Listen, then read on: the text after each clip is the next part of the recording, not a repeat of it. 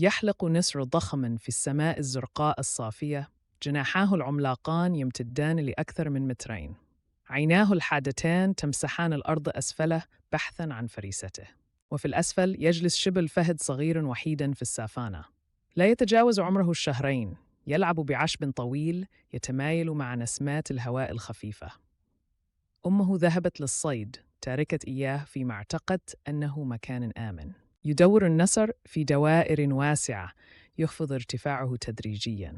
لقد رصد الشبل سترير إزيك الدزاير أمس كفشي، والشبل غافل عن الخطر أن المحدق به من الأعلى. فجأة ينقض النسر كالسهم، جناحاه مطويان الخلف نحو الأرض بسرعة مذهل.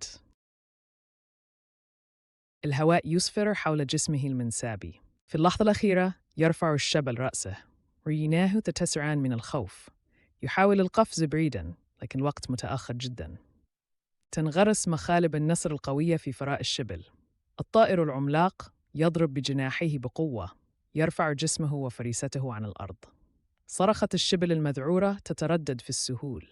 يرتفع النسر عالياً حاملاً الشبل المرتعد بين مخالبه.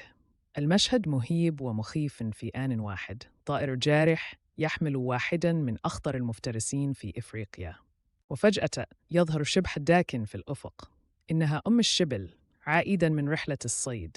تسمع صرخات صغيرها، ترى المشهد المروع.